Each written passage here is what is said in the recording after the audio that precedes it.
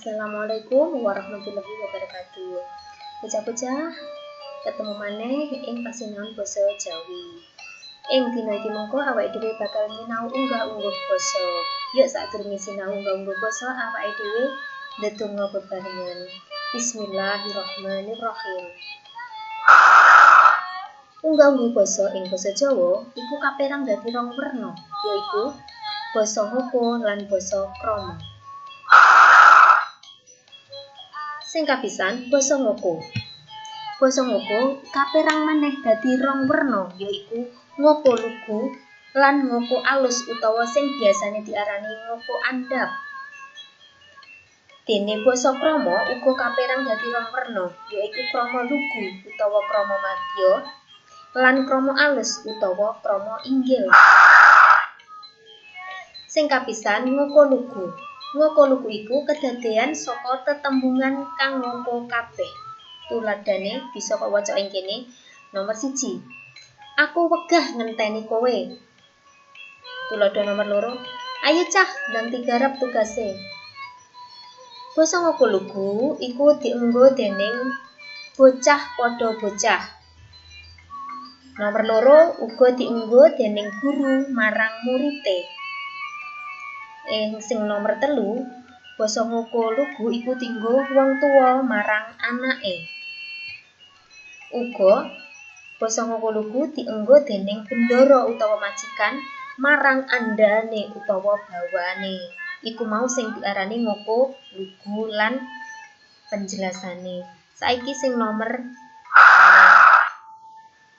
ngoko alus utawa ngoko andhap, yaiku ngoko sing tetembungane kecampuran karo krama inggil. Tuladha. Kowe arep menyang endi? Iki lak diarani ngoko lugu. Coba gatekno tembung sing kacithak abang. Tembung kowe dadi panjenengan. Tembung menyang dadi tindak. Mula dadine kowe arep menyang endi iku yen didadekake ngoko alus dadi panjenengan arep tindak endi.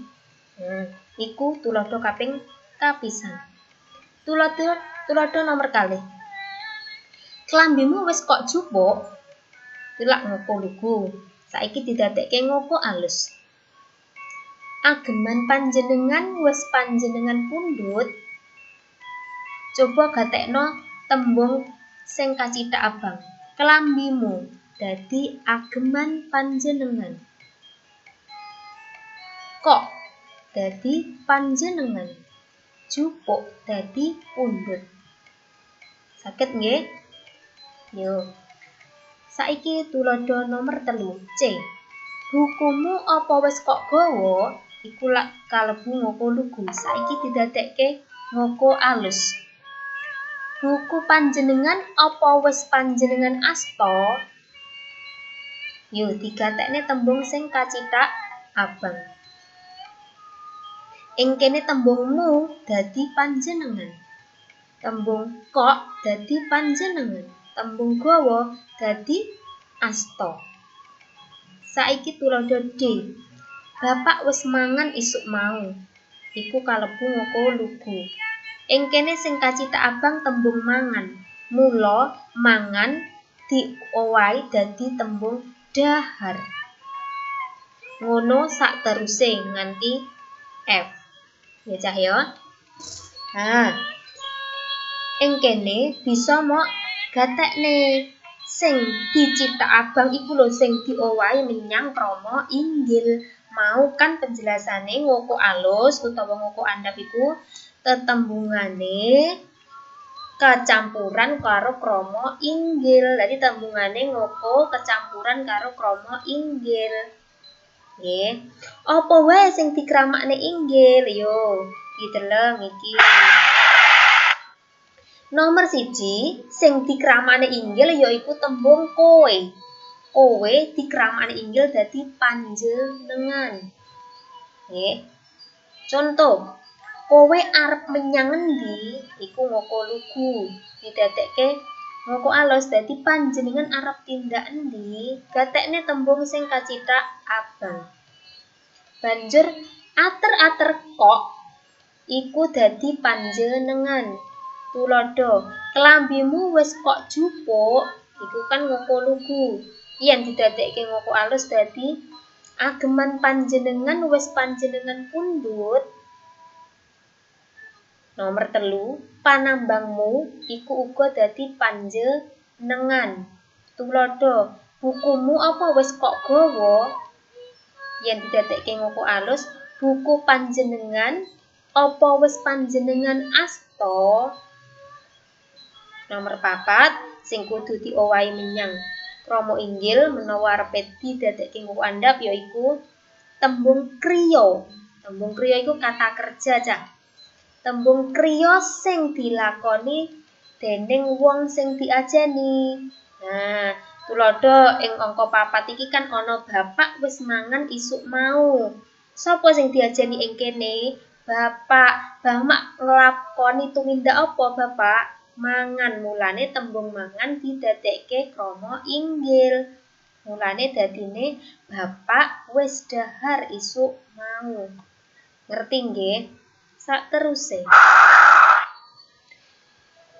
Nomor 5. Tembung kahanan utawa kata keadaan tumrap wong sing diajeni. Nah, dadi tembung kahanan tumrap wong sing diajeni iku kudu dikramakke inggil. Tuladha, ibu lara untu. Sapa sing lara untu ing kene? Sing diajeni sapa? Ibu. Ibu kahanane piye? Lara untu. Mulane tembung lara untu ing kene dikramakne inggil malih dadi ibu gerah waja. Nomor 6. Tembung aran utawa kata benda duweke wong sing diajeni. Dadi kata benda weke wong sing diajeni iku kudu dikramakne inggil. Contoh nomor 6. Gatekno. Kae anake Pak Sitap. Sapa sing diajeni ing kene? Pak Sitap. Pak Sitap kagungan apa? Anak. Nah, anak ing kene kudu dikramakne inggil. Tuladha.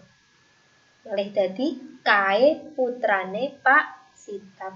Ngono nggih, dadi tembung sing kudu diowahi menyang krama inggil menawa arep didadekke ngoko alus iku ana 6 nggih sing kudu dikramakne inggil kaya katerangan kae mau. Yuk saterusé. Ngoko andhap utawa ngoko alus iku digunakake yaiku A. Sedulur tuwa marang sedulur enom sing luwih dhuwur pangkate. B. Wong wadon utawa istri marang garwane. Sing C. Marang wong sapadha-padha sing wis akrab nanging tetep ngajeni.